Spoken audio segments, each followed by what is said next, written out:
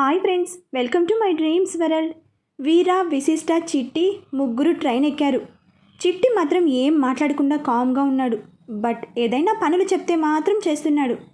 విశిష్ట మాత్రం ఏం చెప్పటం లేదు సరికదా.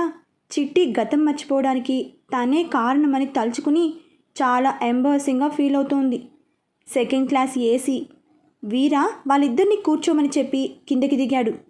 విశిష్ట రోజు గౌతమితో మాట్లాడుతూనే ఉంది. బిందు నటాషాతో చాటింగ్ చేస్తూనే ఉంది.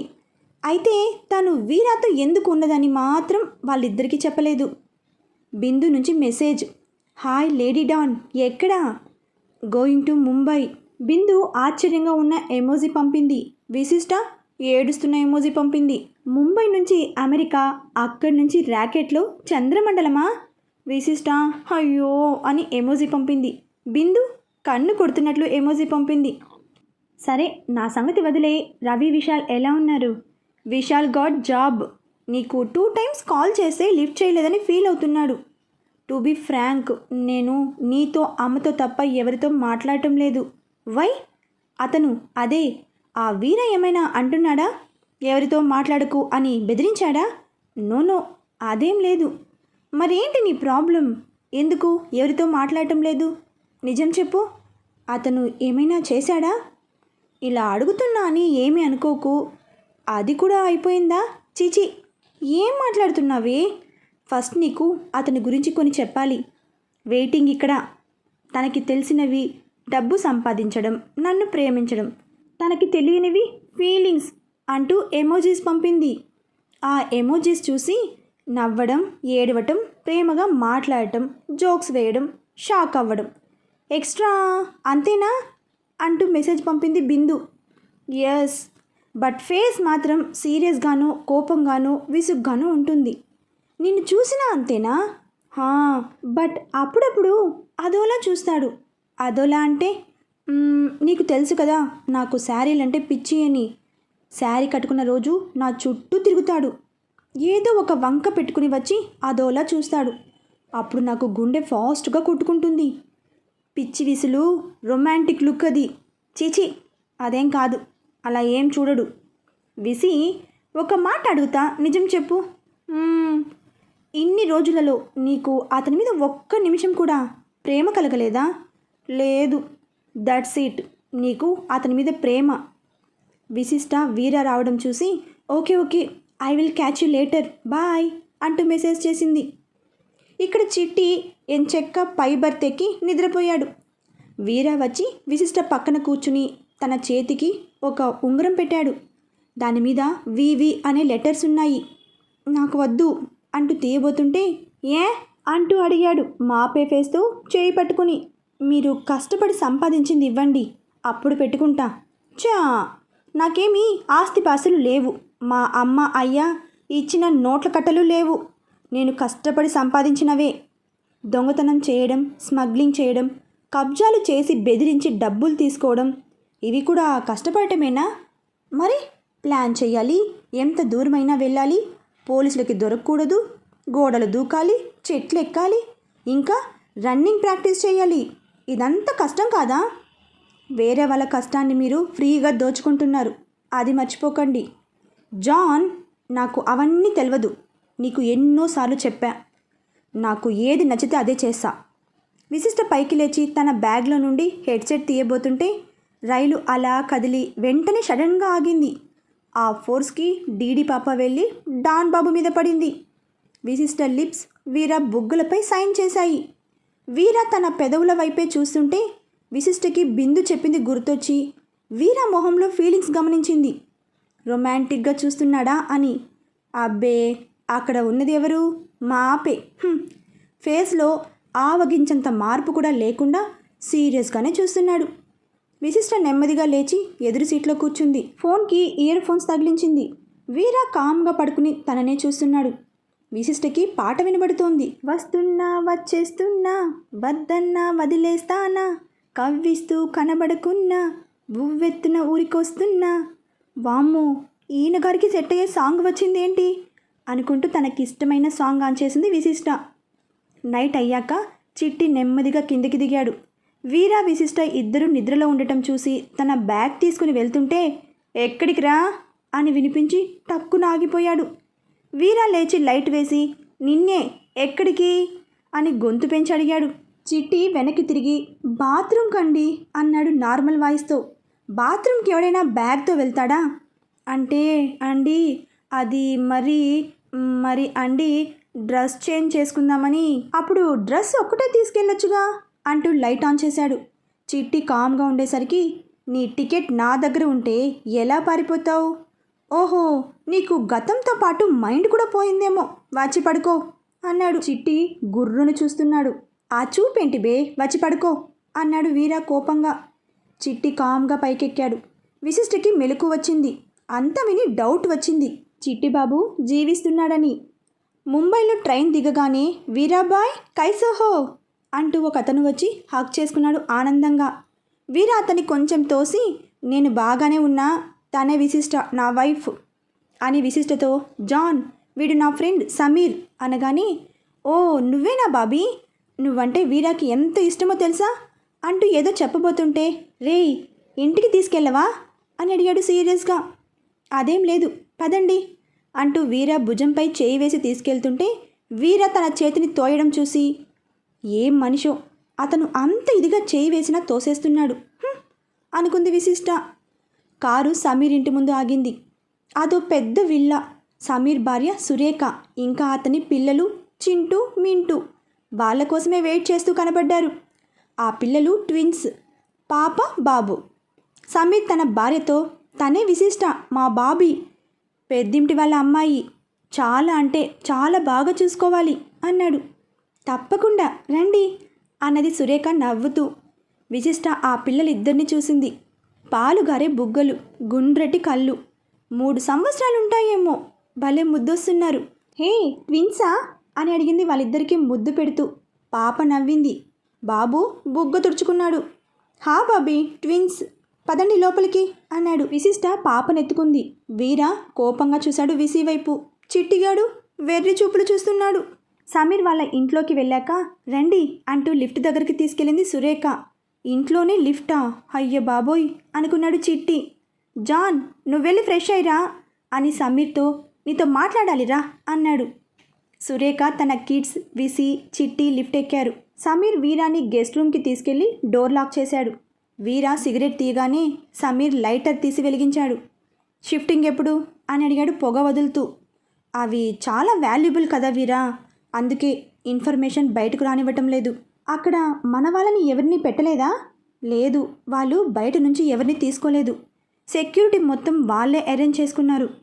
ఓహో అయితే ఓ పని చెయ్యి, మనలాంటి వాళ్ళు ఎక్కడైనా ఉంటారు, ఒకడిని కొనేసేయ్. అవి ఎప్పుడు బయలుదేరుతాయి, రూట్ ఎటు, డీటెయిల్స్ తీసుకో. కాలి వాళ్ళు రేపు మార్నింగ్ వస్తారు. సరే నేను వెళ్ళి ఆ పని మీద ఉంటాను. నువ్వు జర్నీ చేసి అలసిపోయి ఉంటావు, రెస్ట్ తీసుకో. ఆ జ్యువెలరీ కొనడానికి ఎవరు వస్తారని చెప్పా? ఎప్పుడు వస్తారు? రేపు రమ్మని చెప్పా. ఇక్కడికి వద్దు. హాహా బయట కలుద్దాం, నువ్వు వెళ్ళి రెస్ట్ తీసుకో. సరేనని పైకి వెళ్ళాడు వీరా. సురేఖ ఫస్ట్ ఫ్లోర్లో చిట్టికి రూమ్ చూపించింది. విశిష్టని పెంట్ హౌస్కి తీసుకెళ్ళింది. ముందంతా నైట్ క్వీన్, రకరకాల గులాబీల మొక్కలు, అన్నింటికి మించి ఎదురుగా సముద్రం. సూపర్ అన్నది డీడీ పాప చుట్టూ చూస్తూ. మీకు నచ్చిందా? బాగా, నాకు మొక్కలు చెట్లు చాలా ఇష్టం. వీరాభయ్యకి ఇలా ఉంటే నచ్చదు. ఆయన ఎప్పుడు వచ్చినా కిందనే గెస్ట్ రూమ్లోనే ఉంటాడు. అలాంటిది ఆయనే నిన్న ఫోన్ చేసి ఇక్కడ ఉంటానని అరేంజ్ చేయమని చెప్పాడు. బహుశా మీకిష్టమనేమో అన్నది నవ్వుతూ. నా ఇష్టాలన్నీ తెలుసు, కానీ ఇష్టమైనవి మాత్రం చేయడు అనుకుంది విశిష్ట. వీరా పైకి రావడం చూసి చింటూ మింటూ ఇద్దరు సురేఖ వెనక దాక్కున్నారు. విశిష్ట అది గమనించింది. సురేఖ కూడా నార్మల్ వాయిస్తో భయ్యా గీజర్ ఆన్ చేశాను, మీరు రెస్ట్ తీసుకోండి, నేను వెళ్ళి బ్రేక్ఫాస్ట్ రెడీ చేసి తీసుకొస్తా, చిట్టికి ఇచ్చి పంపు అంటూ లోపలికి వెళ్ళాడు వీరా. అవును విశిష్ట గారు, చిట్టి పాపం గతం మర్చిపోయాడంట అని అడిగింది ఆశ్చర్యంగా. అవునండి పాపం. సరే వెళ్ళండి, భయ్యాకి ఎదురు చూడటం నచ్చదు అంటూ పిల్లలిద్దరిని తీసుకుని వెళ్తుంటే పాప వెనక్కి తిరిగి విశిష్టకి చేయి ఊపింది. రారా అంటూ పిలిచింది విశిష్ట. వద్దులేండి, భయ్యాకి పిల్లలంటే నచ్చదు కదా అంటూ వెళ్ళిపోయింది సురేఖ. ఓరిని డాన్, నీ దగ్గర ఈ సెకలు కూడా ఉన్నాయా? దండం రా బాబు అనుకుంది విశిష్ట. విశిష్ట లోపలికి వెళ్ళి బ్యాగ్ ఓపెన్ చేసి డ్రెస్ తీసుకుంటుంటే, జాన్ ఏంటి వాళ్ళ పిల్లలకి ఓ తెగ ముద్దులిచ్చి అతి చేస్తున్నావు? షూ, ఇది మరీ ఓవర్ అండి. అరే, చిన్న పిల్లల్ని చూస్తే ఎవరికైనా ముద్దు చేయాలని అనిపిస్తుంది. అందులో వాళ్ళిద్దరూ ఎంత క్యూట్గా ఉన్నారు. వీరా విశిష్టని తన వైపు తిప్పుకుని, ఏమో నాకు నువ్వు తప్ప ఎవ్వరు ముద్దుగా అనిపించరు అన్నాడు మాపే మొహంతోనే. విశిష్ట దొరికాడు అనుకుంటూ, కదా మీకు నేను నచ్చాను కాబట్టి ఇష్టం కాబట్టి ముద్దుగా అనిపించాను అంటే ఒక్కొక్కరికి ఒకరు నచ్చుతారు. అలాగే నాకు ఆ పిల్లలు ముద్దొచ్చారు అంటూ తనని విడిపించుకుని బాత్రూంలోకి వెళ్ళి వెనక్కి వచ్చి, అన్నట్లు థ్యాంక్స్, నాకు ఈ పెంట్ హౌస్ ఎంతో నచ్చింది అంటూ వెళ్ళిపోతుంటే వీరా తన చేయి పట్టుకుని లాగాడు. విశిష్ట తన గుండెల మీద పడగానే, ఈ పెంట్ హౌస్ నచ్చితే నాకెందుకు థ్యాంక్స్ చెప్తున్నావు?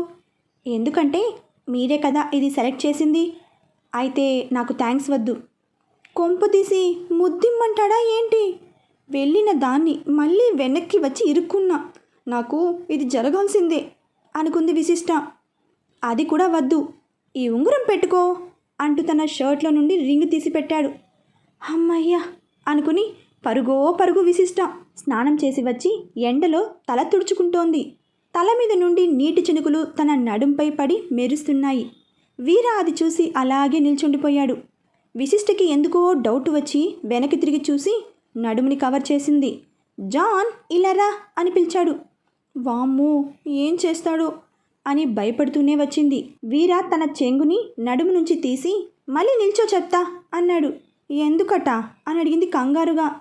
నువ్వు అనుకునేవి ఏమి చేయను కానీ వెళ్ళు అన్నాడు. విశిష్ట చేసేది లేక వెళ్ళి నిల్చుంది. సేమ్ పొజిషన్, టవల్తో తుడు.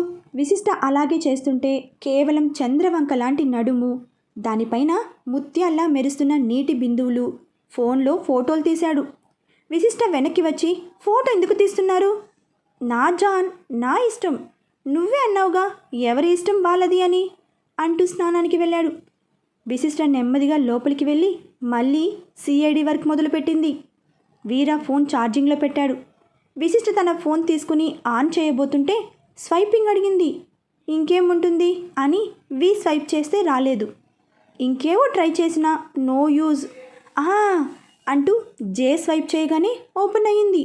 యాహూ అనుకుంటూ చూసింది. వాల్పేపర్ తన ఫోటోనే. వైజాగ్ టూర్ వెళ్ళినప్పుడు తను డ్యాన్స్ చేస్తుంటే తీసిన ఫోటో. ఎంత బాగుందో అనుకుంది. గబగబా గ్యాలరీ ఓపెన్ చేసి చూసింది. మొత్తం తన ఫొటోసే 50 దాకా ఉన్నాయి. షాకింగ్ న్యూస్ ఏంటంటే తను డిక్కీ దిగుతుంటే ఫోటో. హవ్వా అంటూ నోరు మూసుకుంది. చిచి, ఇలాంటి ఒక ఫోటో కూడా దిగానా? అసలు ఎప్పుడు తీశాడు? ఏ ఫోటోకి కూడా తన పర్మిషన్ లేదు. అసలు ఫోటో తీస్తున్నట్లు తెలీదు. ఇంకో ఫోటో పెళ్లి రోజుది.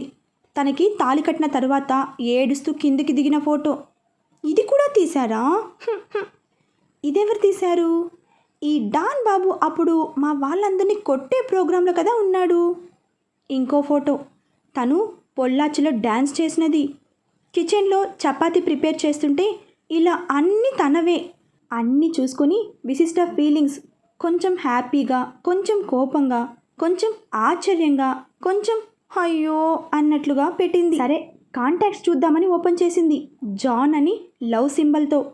కాళీ, సుబ్బు, సింహ, చిట్టి, త్రినాథ్, రోని అండ్ ఇంకొక నెంబర్ ఉంది. ఈ నెంబర్ ఎక్కడో చూశానే అనుకుంది. ఆ నెంబరే, కళ్ళది, పేరు లేదు. వాట్సాప్ ఓపెన్ చేయాలని చూస్తే నెంబర్ లాక్కుంది. ఈసారి చూద్దాం, మళ్ళీ వచ్చాడంటే ఇంకేమైనా ఉందా అని క్లోజ్ చేసింది. సైలెంట్గా రెడీ అయ్యి బయట సముద్రం చూస్తూ ఊయల్లో కూర్చుంది. 10 నిమిషాల తర్వాత వీరా వచ్చి టవల్ ఇచ్చి తల తుడు జాన్ అన్నాడు. నేనా అని అడిగింది కంగారుగా. మరి ఫోన్ చెక్ చేసావుగా, పనిష్మెంట్ ఇస్తున్నా. విశిష్ట తడబడుతూ నేనా? హవ్వా, మీ ఫోనా? ఎప్పుడు అని అడిగింది ఆశ్చర్యంగా ఫేస్ పెట్టి. నేను ఎక్కడ ఉన్నా నీ గురించి తెలిసిపోతుంది లే అంటూ పైకి లేపి తాను కూర్చున్నాడు. ఏం చేసినా కనిపెట్టేస్తున్నాడు. హౌ అనుకుంటూ ఆలోచిస్తూ తల తుడిచింది. డాన్ బాబు మాత్రం తల వంచుకుని సైలెంట్గా కూర్చున్నాడు. విశిష్ట తుడిచాక, నేను కిందికి వెళ్ళి టిఫిన్ తినేసి వస్తా, పిచ్చ ఆకలి వేస్తోంది. అవసరం లేదు, చిట్టి తెస్తాడు. అందరితో కలిసి తినాలి, ఇలా ప్రత్యేకంగా తినటం నాకు నచ్చదు. కానీ నాకు ఇలాగే నచ్చుతుంది. అన్నీ మీరు అనుకున్నట్లే జరగాలి అంటే కష్టం. అప్పుడప్పుడు నా మాట వినాలి కదా. అప్పుడప్పుడు కాదు, ఎప్పుడు నా మాటే వినాలి అంటూ లోపలికి వెళ్ళాడు వీర. చెప్తా డాన్, విశిష్ట ఇక్కడ. నా మాట కూడా వింటావు, వినేలా చేశాను అనుకుంది విశిష్ట. ఈలోపు చిట్టి టిఫిన్స్ తీసుకుని వచ్చాడు. ముందు విశిష్ట దగ్గరికి వెళ్ళి తన మొహం వైపు కూడా చూడకుండా కామ్గా తన పక్కన ప్లేట్ పెట్టి లోపలికి వెళ్ళి వీరాకి అలాగే ఇచ్చి వెళ్ళిపోతుంటే, చిట్టి నువ్వు తిన్నావా అని అడిగింది. చిట్టి సమాధానం చెప్పేలోపు, వాడికి బ్రెయిన్ మాత్రమే దొబ్బింది, నోరు కాదు, తినే ఉంటాడు అన్నాడు సీరియస్గా. చిట్టి ఈ అంటూ కొర చూస్తున్నాడు. చూసింది చాలు, ఇంక వెళ్ళు అంటూ వచ్చి విశిష్ట పక్కన కూర్చున్నాడు. చిట్టి వెళ్ళగానే, అదేంటి అలా ఎలా అంటారు? తనని ఒక మనిషిగా అయినా ట్రీట్ చేయాలి కదా. వీరా తింటూ, ఇప్పుడేంటి వాడిని ఒళ్ళో కూర్చోపెట్టుకుని టిఫిన్ తినిపించమంటావా? అవసరం లేదు, తను మీ వల్లే పాస్ట్ మర్చిపోయాడు. అందుకే మంచి డాక్టర్కి చూపించండి. తన వయసు 17 సంవత్సరాలు, అంటే ఇంకా చదువుకునే వయసు. బాగా చదివించండి. వాడు పనివాడు, అంటే పని మాత్రమే చెయ్యాలి. ఓహో, పని ఎందుకు చేస్తున్నాడు? డబ్బులు లేదనేగా. అందుకే తనకి జీతం పెంచి బాగా చదివించండి. వీర తినటం కంప్లీట్ చేసి, నీ బాబు దగ్గర మూలుగుతున్నాయిగా కోట్లు, తీసుకొచ్చి చదివించు. ఎవడు వద్దన్నాడు? తను పని చేసేది మీ దగ్గర, మా ఇంట్లో పని వాళ్ళు చాలా తక్కువ. ఒకవేళ చిట్టి పని చేయడానికి వస్తే నేను ఎలాగోలా మా ఇంట్లో వాళ్ళని ఒప్పించి చదివించేదాన్ని. సరే జాన్, ఒక డీల్ చేసుకుందాం. నువ్వు నేను చెప్పినట్లు చెయ్యాలి. ఎందుకు ఏంటి అని అడగకూడదు. అబ్బో, ఇప్పుడు నేను నా సొంతానికా చేస్తున్నాను? మీరు చెప్పినట్లేగా అంతా జరుగుతోంది. ఇదంతా కాదు, నాతో ఒకరోజు బయటకు రావాలి. నేను ఏం చెప్పినా చెయ్యాలి. అప్పుడు చిట్టిని చదివించడానికి నీకు డబ్బులు ఇస్తాను. నాకు టైం కావాలి. నీకు కావలసినంత టైం తీసుకో. నేను కాసేపు నిద్రపోవాలి. రా. నేనెందుకు? నాకు నిద్ర రావడం లేదు. అవునులే, ట్రైన్లో హాయిగా పడుకున్నావుగా, నీకు నిద్ర ఎందుకు వస్తుంది అంటూ మాపే లోపలికి వెళ్ళాడు. అవునులే, మీకెంతసేపు నన్ను చూడటమే పని, ఇంకా నిద్ర ఎందుకు పడుతుంది అనుకుంది విశిష్ట. రండి, ఫ్లైట్లో యూకేకి వెళ్దాం. సురేంద్ర, సుచిత్ర తెలిసిన వాళ్ళ ఇంట్లో ఫంక్షన్ ఉండటంతో 2 రోజులు ఉండమని, వైషుని జాగ్రత్తగా చూసుకోమని సిద్ధు బావకి మరీ చెప్పి వెళ్ళారు. ఆ రోజు ఆఫీస్ నుంచి రాగానే వైషు గౌతమితో వీడియో కాల్ మాట్లాడుతోంది. విశిష్ట గురించి టాపిక్ వచ్చి సిద్ధు విన్నాడు. అంతే, తన ఫోన్లో నుండి అనిరుద్తో చాటింగ్ స్టార్ట్ చేశాడు. రే, బిజీనా? నీ అంత కాకపోయినా కొంచెం busy. What else Maccha? Mom and dad ఫంక్షన్కి వెళ్ళారు, 2 రోజులు రారు. సూపర్, అయితే ఈ ఛాన్స్ యూజ్ చేసుకో. వైషుకి దగ్గరైపో. అదెలరా, హౌ అని నన్ను చూస్తేనే కస్సు బుస్ అంటుంది. రే మచ్చా, ఆ ఆడలేడి ఔరత్లు ఉన్నారే, ఒక పక్క అర్థం కారు. సినిమాలో చెప్పినట్లు సముద్రం లోతు తెలుసుకోవచ్చు, కానీ వీళ్ళ మనసు లోతు తెలుసుకోలేము. నువ్వు కాస్త తెలుగులో చెప్తావా? సరే, తనకి అన్నింటికన్నా ఇష్టమైనవి ఏంటి అని ఆలోచించాడు సిద్ధుబావ. ఏంటి ఆలోచించడం అంటే ఇష్టమా? నీ మొహం, నేను ఆలోచిస్తున్నా. విశిష్ట అంటే తనకి ప్రాణమా? అక్క ఏదైనా అంటే కళ్ళు మూసుకొని అలానే చేస్తుంది. ఇన్ఫ్యాక్ట్ తను చెప్పిందనే కదా ఇష్టం లేకపోయినా నన్ను పెళ్లి చేసుకుంది. నీ ప్రాబ్లం సాల్వ్. అటు నుంచి నరుక్కురా. ఎవరిని? జోకు లేకు. విశిష్టకి ఎవడో రౌడీతో పెళ్ళయిందని అన్నావు కదా.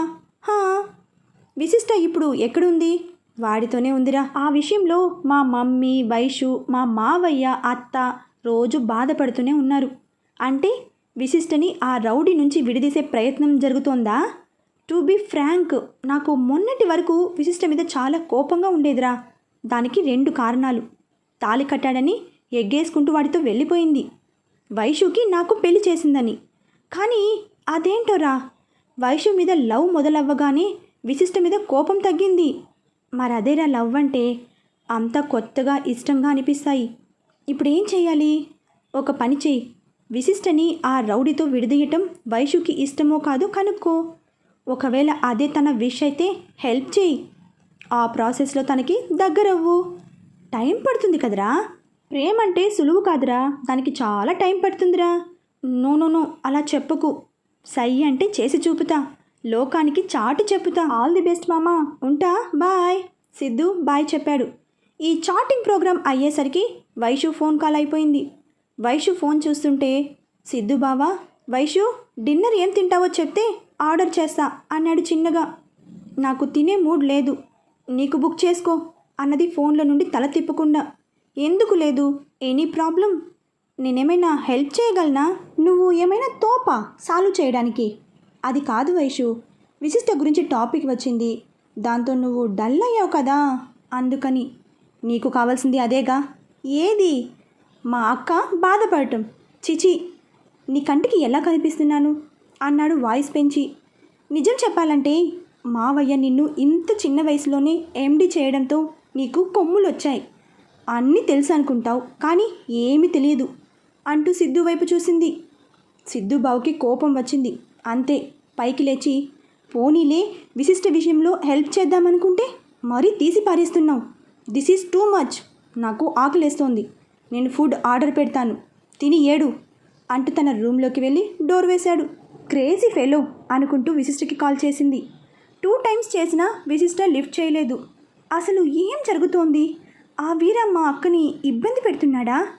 రోజు మెసేజ్ చేస్తూనే ఉన్నా, అయినా అక్క ఓపెన్ అవ్వడం లేదు. లాభం లేదు, ఎగ్జామ్స్కి వెళ్ళినప్పుడు ఏదో ఒకటి చేసి అక్కకి మంచి లైఫ్ సెట్ చేయాలి అనుకుంది. అరగంట తర్వాత ఫుడ్ రాగానే సిద్ధు వచ్చి, వైషు రా అని పిలిచాడు. అప్పటికే బీటెక్ పాప నిద్రలోకి జారుకుంది. ఎప్పుడు తను నిద్రపోతే సురేంద్ర సుచిత్ర లేపి తినిపిస్తారు. అలాంటిది ఇప్పుడు తను వైషుకి తినిపించాలా అనుకుంటూ ప్లేట్లో తీసుకుని వచ్చి వైషుని లేపాడు. వైషు నిద్రలో కదులుతూ, వద్దు ఎద్దు బావా అన్నది ముద్దు ముద్దుగా. సిద్ధు ప్లేట్ పక్కన పెట్టి, వైషు కొంచెం తిను అంటూ పైకి లేపాడు. వైషు లేచి, నువ్వు తినిపించు, ఇంట్లో అయితే మా అక్క తినిపించేది అన్నది కళ్ళు మూసుకుని. సిద్ధు సరేనంటూ స్పూన్ తీసుకుని తినిపించాడు. వైషు ఫుల్గా తినేసి, నువ్వు తినేసి బజ్జో అంటూ పడుకుంది. వైషు నీ రూమ్లో పడుకో అన్నాడు. వైషు ఏం మాట్లాడలేదు. సిద్ధు తనని 2 చేతులతో పైకి లేపాడు. ఎంత తేలిగ్గా ఉందో అంటూ తీసుకెళ్ళి తన బెడ్ మీద పడుకోబెట్టాడు. లైట్ ఆఫ్ చేయబోతూ తన వైపు చూశాడు. చెర్రీ లాంటి లిప్స్, టమోటా లాంటి చీక్స్ చూసి ఎండి బాబు టెంప్ట్ అయిపోయి దగ్గరగా వెళ్ళి చేత్తో లిప్స్ టచ్ చేసి కిస్ చేయబోతూ ఆగాడు. నైట్ డ్రెస్ షర్ట్ కొంచెం పైకి లేచి ఉంటుంది. అది చూసి, వైషు వైషు ఎలా మోస్తున్నావే ఈ సన్నని నడుముని అంటూ షర్ట్ కిందకి లాగాడు. దుప్పటి కప్పేసి నుదుటిన కిస్ చేసి లైట్ ఆఫ్ చేసి వెళ్ళిపోయాడు. నెక్స్ట్ డే ఆఫీస్లో వనమాలికి సోనాకి టీం అలాట్ చేశాక వైషు మాత్రం మిగిలింది. అంతలో వనమాలి, షారుఖ్ ఖాన్, వైష్ణవి నా టీం కదా, ఎందుకు తనని వద్దన్నారు? నాకు తెలియదు, వెళ్ళి సిద్ధు సార్ని అడగండి అన్నాడు షాన్. ఏంటి షారుఖ్ ఖాన్, వైష్ణవి వచ్చాక నీకు అతి తెలివి పెరిగిందని విన్నాను, తనని చూసుకోనా మిడిసిపడుతున్నావు అంటూ కోపంగా అడిగాడు. మీరు ఏదనుకుంటే అది, మీరు ఎలా అనుకున్నా నో ప్రాబ్లం. వనమాలి ఇంకేదో అనబోతూ సిద్ధు రావటం చూసి ఆగిపోయాడు. వెల్, మీ టీమ్స్ రెడీ కదా, మార్వెల్ నుంచి క్లయింట్స్ వస్తున్నారు. ఆఫ్టర్ లంచ్ వాళ్ళతో మీటింగ్ ఉంటుంది. వాళ్ళు ఈ ప్రాజెక్ట్ నుంచి 2 పార్ట్స్గా డివైడ్ చేశారు. ఒకటి మనకి, రెండోది విజే వాళ్ళకి ఇచ్చారు. ఎవరి వర్క్ 100% సాటిస్ఫై అవుతారో నెక్స్ట్ 4 ఇయర్స్ ప్రాజెక్ట్ వాళ్ళకే ఇస్తారు. So listen carefully. 2 months time మీకు. సోనా అండ్ వనమాలి టీమ్స్కి ఈ 2 months no holidays, no permissions, got it? And Sona, వైష్ణవిని మీ టీంకి షిఫ్ట్ చేస్తున్నా. అమ్మయ్య, పీడ వదిలింది అనుకున్నాడు వనమాలి. రా రా, నీకు సోనా అంటే ఏంటో చూపిస్తా అనుకుంది సోనా. ఇంకేమైనా డౌట్స్ ఉంటే మీటింగ్ అయ్యాక డిస్కస్ చేద్దాం అంటూ వెళ్ళిపోయాడు సిద్ధు. వైషు కూడా అక్కడే నిల్చుని అంతా విన్నది. వైష్ణవి కమ్ విత్ మీ అంటూ తీసుకెళ్ళింది సోనా. తన టీం మెంబర్స్కి వైషుని పరిచయం చేస్తూ, మిసెస్ వైష్ణవి సిద్ధార్థ్, మనకి కాబోయే ఎండి అన్నది. అందరూ క్లాప్స్ కొట్టారు. వైష్ణవి, నీకు ఎక్కడ కన్విన్స్గా ఉంటే అక్కడ కూర్చో అంటూ తన సీట్ దగ్గరకు వెళ్ళింది. వైషు సోనా పక్కనే కూర్చుని, ఇక్కడ ఓకేనా అని అడిగింది. Okay, as your wish. అవును, మొన్న క్యాంటీన్లో రెచ్చిపోయావు నా మీద, ఇప్పుడేంటి ఇంత కూల్గా యాక్ట్ చేస్తున్నారు? కనిపెట్టేశావా? Smart girl. సరే విను, నువ్వు కాబోయే ఎండి అనే కదా ఎగిరెగిరి పడుతున్నావు. నిన్ను 2 నెలల్లో కంపెనీ నుంచి పంపించేయకపోతే నా పేరు సోనా కాదు, సిద్ధు హౌస్ నుంచి కూడా. ఓహో, దట్టా. I think వాటు. నీకు చేతనైంది చేసుకో, కానీ ఒకటి గుర్తుపెట్టుకో, మ్యాక్సిమం గెలవడానికి ట్రై చేయి. ఎందుకంటే ఇప్పుడు చెప్పను, 2 నెలల తర్వాత చెప్తా. ఏంటి బెట్ కడతావా? బెట్టా? చాచా, అలా ఏం లేదు. నాకు వార్ 1 సైడే అలవాటైపోయిందిలే, కానీ పని చూసుకో. నేను ఇప్పుడే వస్తా అంటూ పైకి లేచింది. ఎక్కడికి? నా హస్బెండ్ మెసేజ్ చేశాడు, ఓ పారి కలిసి వస్తా. పనిలో పని నువ్వు చెప్పిందంతా రికార్డ్ చేశా, చూపించి వస్తా అంటూ వెళ్ళిపోయింది. సోనా టెన్షన్తో నోరు తెరిచింది. లేకపోతే మన వైషు దగ్గర తన ఆటలు చూద్దాం. వైషు సోనాని ఎలా ఆడుకుంటుందో తర్వాతి అప్డేట్లో తెలుసుకుందాం. బాయ్ ఫ్రెండ్స్, మరొక భాగంతో కలుసుకుందాం.